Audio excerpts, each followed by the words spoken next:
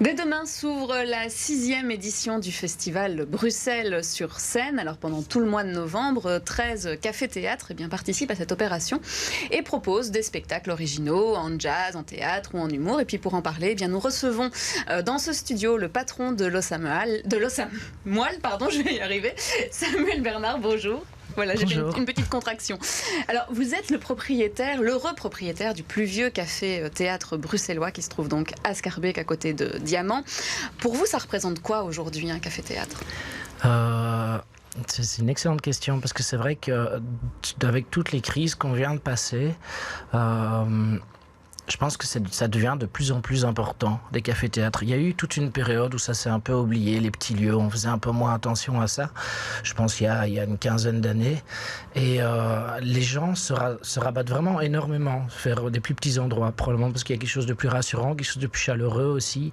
Et à la proximité, c'est plus accessible financièrement. Et voilà, et nous, on a vraiment remarqué, suite à la crise du Covid, et puis maintenant cette nouvelle crise un peu particulière et financière qui se passe, les gens reviennent, mais vraiment en masse, et et je crois que ça démontre bien l'importance de ces petits endroits qui sont en fin de compte le point de départ de beaucoup et énormément d'artistes.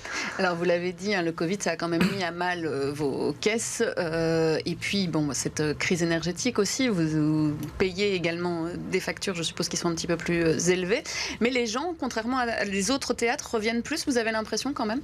Alors, je ne sais pas exactement comment ça se passe dans les grands théâtres. J'entends dire parfois que c'est compliqué à remplir, mais c'est un peu difficile à dire, oui. Et chez nous, on remarque qu'on a un taux de remplissage légèrement plus bas que l'année dernière, mais ça reste vraiment bien.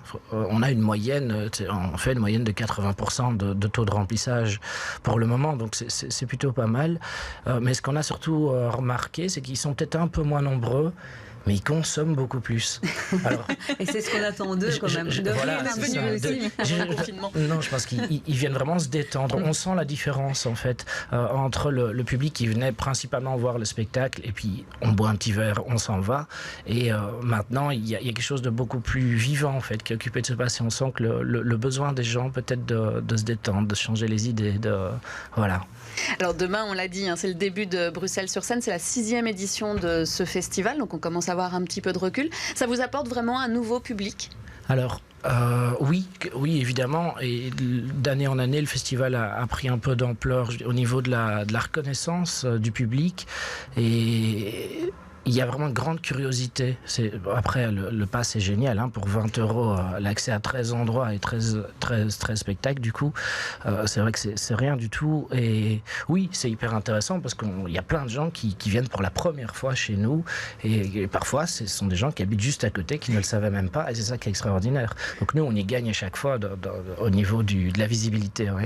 Alors c'est vrai qu'il n'y a pas que l'Ossamoile. On va quand même citer quelques autres établissements. Il y a notamment le Café de la Rue, le Côté Village, la Jazz Station aussi pour les amoureux du jazz, les Jardins de ma sœur, les Lundis d'Hortense, voilà, le Petit Chaperon Rouge. Donc il y en a un peu pour tous les goûts, on peut vraiment découvrir des choses très différentes. Vous aussi, vous proposez et de la musique et des cabarets, il y a un Sassy Cabaret, je pense, dans la programmation, et de l'impro. Alors évidemment, je pense que chaque lieu le fait en exprès. Au mois de novembre, on en profite pour faire une programmation bien variée, pour attirer plein de gens, pour qu'il y ait plein de choses à découvrir. Donc oui, nous, on a 3 concerts sur ce mois-ci. On a effectivement le spectacle Cabaret qui a lieu ce samedi qui arrive. On a des spectacles d'improvisation, des humoristes et une pièce de théâtre dont le titre est quasiment imprononçable. C'est un Baudelaire, c'est Léo Tonti. Morouménos, voilà, plus ou moins.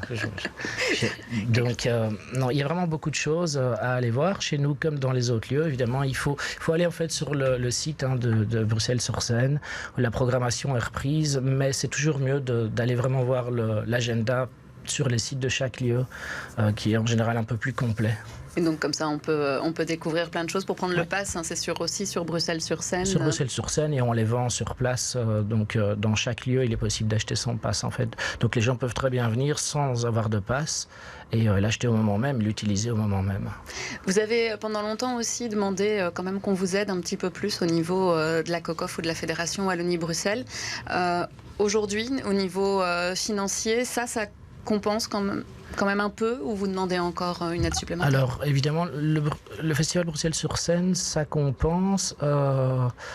Ça aide beaucoup. C'est vrai que c'est un mois du coup où on sait qu'on va avoir énormément de monde, donc ça va être financièrement ça va faire du bien, c'est certain, et c'est surtout évidemment la visibilité qui attire plus de monde sur le reste. Mais voilà, maintenant aujourd'hui on est vraiment bien soutenu par la COCOF et ces derniers temps, enfin très récemment, la Fédération Wallonie-Bruxelles a ouvert des nouveaux décrets voilà, qui vont se mettre en place pour les petits lieux, pour l'humour et tout ça. Ça va encore prendre un petit peu de temps, mais voilà, il y a pas mal de portes qui sont occupées de s'ouvrir. Allez, donc ce sont des bonnes nouvelles. Et puis voilà, hein, si vous avez envie d'écouter de la musique, du jazz, de voir de l'humour, de l'impro, du théâtre, eh bien rendez-vous donc sur bruxellesurscène.be. C'est jusqu'au 30 novembre. Merci beaucoup Samuel Bernard d'être venu avec nous. Avec plaisir, merci.